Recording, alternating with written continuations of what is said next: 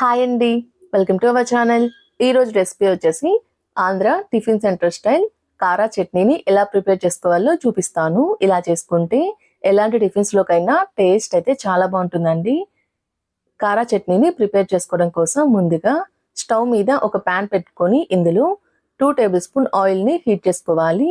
Oil heat అయిన తర్వాత 1 table spoon శనగపప్పు, 1 టేబుల్ స్పూన్ మినపప్పు, ఇందులో 1/4 టేబుల్ స్పూన్ జీలకర్ర వేసుకొని వీటి మొత్తాన్ని కలుపుతూ మీడియం ఫ్లేమ్ మీద శనగపప్పు క్రిస్పీగా ఫ్రై అయ్యేంత వరకు ఫ్రై చేసుకోవాలి.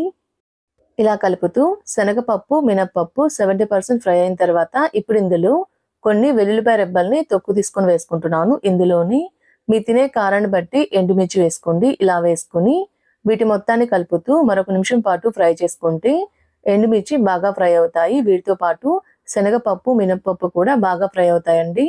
ఇప్పుడు ఇందులో కట్ చేసుకున్న ఉల్లిపాయ ముక్కలు, అలానే కట్ చేసుకున్న టమాటా ముక్కలు వేసుకొని మీడియం ఫ్లేమ్ మీద కలుపుతూ టమాటా ముక్కలు, ఉల్లిపాయ ముక్కలు బాగా మెత్తబడేంత వరకు కలుపుతూ ఫ్రై చేసుకోవాలి.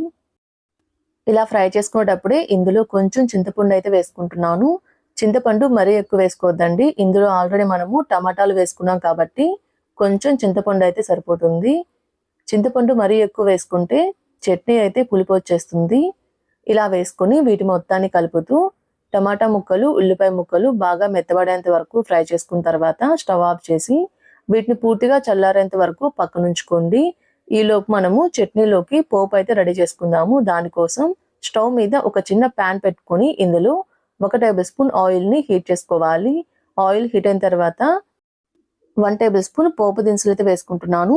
శనగపప్పు, మినపప్పు, జీలకర్ర, ఆవాలు మొత్తం కలిపి 1 టేబుల్ స్పూన్ వేసుకుంటున్నాను. ఇలా వేసుకొని వీటి మొత్తాన్ని కలుపుతూ మీడియం ఫ్లేమ్ మీద మనం వేసుకున్న పోపు దినుసుల్ని క్రిస్పీగా ఫ్రై చేసుకోవాలి. ఇలా ఫ్రై అయిన తర్వాత ఇప్పుడు ఇందులో 2 ఎండుమిర్చి, కొన్ని కరివేపాకు రెబ్బలు వేసుకొని వీటి మొత్తాన్ని కలుపుతూ మరొక నిమిషం పాటు ఫ్రై చేసుకుంటే పోపు అయితే రెడీ అయిపోతుంది. ఇలా రెడీ చేసుకున్న పోపునైతే పక్కనుంచుకోండి.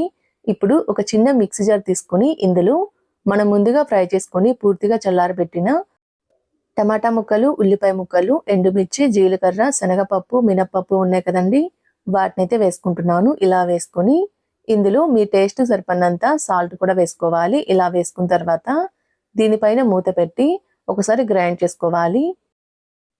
ఇలా వాటర్ వేయకుండా ఫస్ట్ గ్రైండ్ చేసుకోవడం వల్ల మనం వేసుకున్న పప్పులు, టమాటా ముక్కలు, ఉల్లిపాయ ముక్కలు అనేవి బాగా మెత్తగా మెదుగుతాయండి. చూసారు కదండి, ఇలా గ్రైండ్ చేసుకున్న తర్వాత ఇప్పుడు ఇందులో కొంచెం నీళ్లు కూడా పోసుకొని చట్నీ మొత్తాన్ని కలిసే విధంగా ఓసారి కలుపుకున్న తర్వాత దీనిపైన మూత పెట్టి ఈసారి చట్నీని బాగా మెత్తగా గ్రైండ్ చేసుకోవాలి.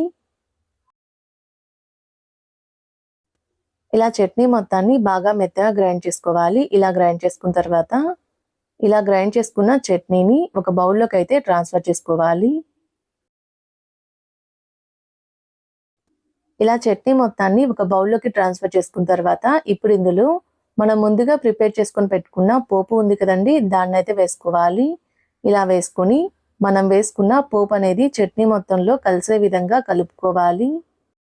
ఇంతేనండి, ఎంతో టేస్టీగా ఉండే ఆంధ్ర టిఫిన్ సెంటర్ స్టైల్ కారా చట్నీ అయితే రెడీ అయిపోతుంది. మీరు కూడా ట్రై చేసి ఎలా వచ్చిందో నాకు కామెంట్ చేయండి.